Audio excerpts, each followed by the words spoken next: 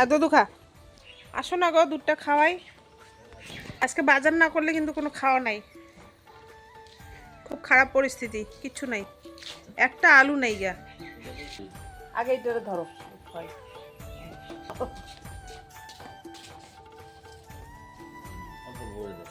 জল আছে এখানে।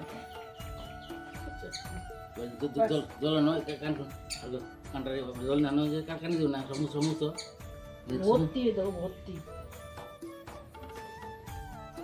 তো শুভ সকাল আমার প্রিয় বন্ধুরা, আশা করছি সকলেই তোমরা ভালো আছো, সুস্থ আছো, আর আমরাও ভালো আছি। তা তোমরাই একটা কথা বলো তো আমাকে, আমার সংসারের প্রতিদিন যা কিছু হবে তাই তো আমি বলবো। আমি কেন বললাম যে ঘরের সবজিপাতি কিছু নেই, আজকে না আনলে খাবার মানে খাওয়া জুটবে না।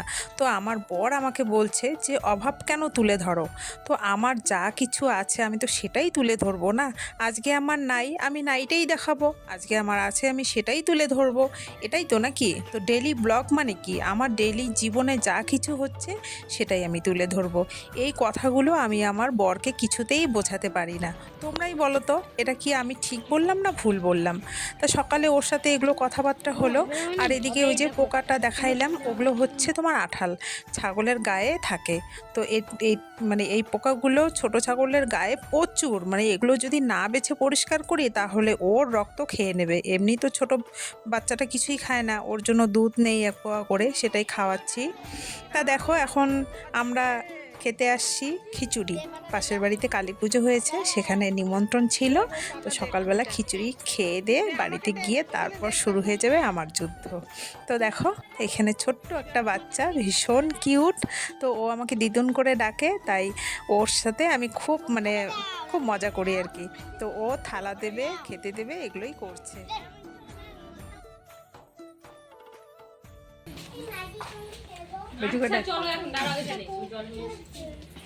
কি একটু একটু করে দিস,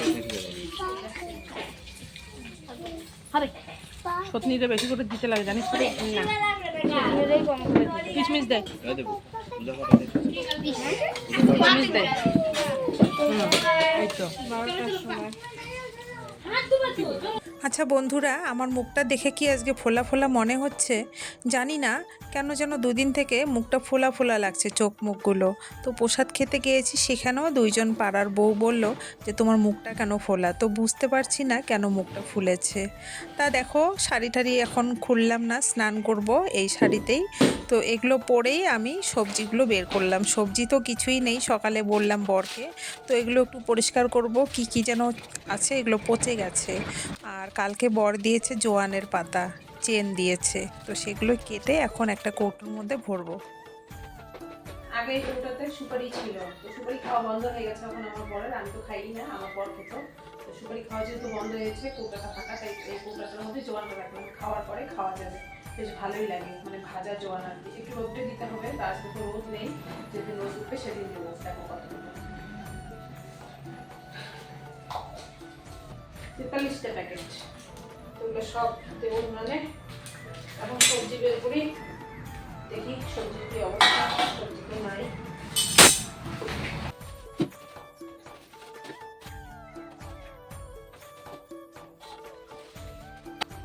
ঢ্যাঁড়স খেতে আমার বেশি একটা ভালো লাগে না, কিন্তু একটা গাছে যে এত ঢ্যাঁড়স হয়েছে, যেহেতু সবজি টবজি কিছুই নেই, বর বাজার থেকে কি আনবে তা জানি না, কি নিয়ে আসে, তাই ভাবলাম যে চলো একটা গাছে যখন এত ঢ্যাঁড়স হয়েছে, একবেলার একটা তরকারি তো হয়ে যাবে। তাই দেখো ঢ্যাঁড়স তুলতে গেলাম। আমার মেয়ে তো ভীষণ পছন্দ করে, শীত কি আর গরম কি, কিন্তু শীতের সময় ঢ্যাঁড়সটা আমার খুব বেশি একটা ভালো লাগে না। তবু তুলছি, গাছের জিনিস তুলে একবেলার একটা তরকারি হয়ে যাবে, এটাই সব থেকে বড় কথা, তাই না বলো? তাই দেখো ঢ্যাঁড়সগুলো তুলছি। আর আমার লাউ গাছে কিন্তু 5-6টা লাউ হয়েছে, কিন্তু একটাও হয়তো খাইনি এরকম আর কি। তো একটু লাউটা দেখে নিলাম, এর পরের দিন তোমাদের লাউটা দেখাবো। একটা অনেক বড় লাউ হয়েছে। তো এদিকে ঢ্যাঁড়স নিয়ে আসলাম ঘরে। আর আজকে যেহেতু সকালে রান্নাবান্না করি নাই, খিচুড়ি খেয়েই আমাদের সবার হয়ে গেছে, তাই ভাবলাম যে বর অনেক কয়েকদিন থেকে বলছে এই জায়গাটা পরিষ্কার করতে, মানে আমাদের বাইর বাড়ি বলে এটাকে, বাইরের বাড়িটা আজকে পরিষ্কার করব। ঝাড়ু দিতে দিতে বন্ধুরা আমার অবস্থা আজকে একদমই খারাপ হয়ে গেছে, মানে একবার দাঁড়িয়ে করছি, একবার বসে বসে করছি। তো এখন এই জায়গাটা পুরোটা পরিষ্কার করে তারপর যাব স্নান করতে। আর বর কি বাজার নিয়ে আসে কি নিয়ে আসে তারপর রান্নাবান্না করব।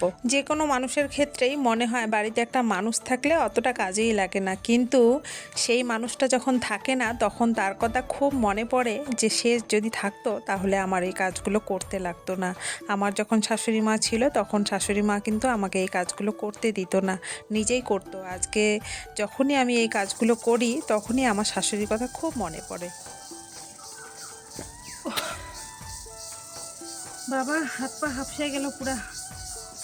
তো এই জায়গাটা পরিষ্কার করলাম এই জন্যই, ছাগলগুলো খায় এখন, একটু একটু ঘাস হচ্ছে, আর বৃষ্টি পড়লে আরও ঘাস হবে, তাই জায়গাটা পরিষ্কার করলাম।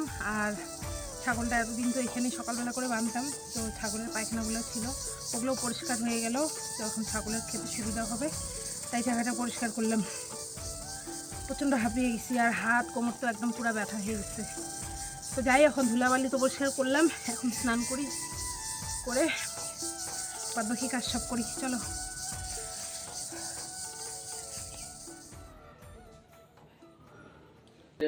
ভালো লাগছে না আমার ছবি হতে রে?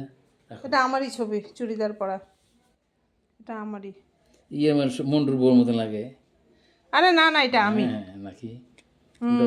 না না, এটা আমি। এটা আমার একটা চুড়িদার আছে না, গোলাপি আর সবুজ। নাও বোতলটা, নাও না, ব্যাগে ঢুকাও না। বরের হাতে ওটা ছিল আমার পেন কার্ড। পেন কার্ডটা হারিয়ে গেছিলো অনেক দিন আগে, তারপরে আবার বানানো হয়েছে, তো সেটারই ছবিটা নাকি চেনা যাচ্ছে না। আমি কিন্তু পুরো চিনছি যে এটা আমারই পেন কার্ড বা আমার ছবি। আমার বর বলছে এটা তোমার ছবি না। তো যাই হোক, আমার বর আমাকেই চেনে না। তো সকালবেলা অনেক একটু তর্ক বিতর্ক হয়েছে ওর সাথে, আমি কেন অভাবটা বন্ধুদের সাথে শেয়ার করি, সেগুলো শেয়ার করতে দেবে না কেন? অভাব অনটন তুমি শেয়ার করো, তাহলে কি শেয়ার করব বলো তো? আমার যেটা হচ্ছে আমি তো সেটাই শেয়ার করব। তা দেখো, এত অভাবের মধ্যে মাছ নিয়ে আসে 180 টাকার, 5 টুকরা মাছ 180 টাকা দাম। কোনো মানে হয় এত টাকার মাছ আনার বলো তো? রুই মাছ নিয়ে আসতো, 2 দিন হয়ে যেত, সেটা না করে 180 টাকার 5 পিস মাছ নিয়ে আসছে। আর তার সাথে নিয়ে আসছে মাছের তেল। মাছের তেলটা যদিও বা এমনি দিয়েছে, আমি খেতে চেয়েছিলাম তাই নিয়ে আসছে। তো মাছের তেলগুলো ভালো করে পরিষ্কার করছি, কিন্তু মাছের তেল খেতে ভালো লাগে, কিন্তু শরীর দিয়ে এত গন্ধ করে, সারাদিন আর শরীরে কোনো গন্ধই যায় না। কতবার যে আজকে সাবান আর হ্যান্ড ওয়াশ দিয়েছি তার কোনো ঠিকই নেই, সাবান সার্ফ সব কিছুই দিয়েছি। তো বেসিনে আমি পরিষ্কার করলাম এই কারণে, বেসিনটাতে পুরো একদম ডিটারজেন্ট দিয়ে পরিষ্কার করা যায়, আর কলের পাড়ে নিয়ে গেলে তো খুব গন্ধ করে। তা দেখো, এদিকে এখন মাছটা ভেজে মাছের তেলটা করে নিয়ে তারপর মাছের ঝোলটা করব। তো ভিডিওটা ভালো লাগলে অবশ্যই বন্ধুদের সাথে শেয়ার করো, আর সকলেই তোমরা ভালো থেকো, সুস্থ থেকো, এই কামনাই করি ভগবানের কাছে। দেখা হচ্ছে পরের কোনো ব্লগে।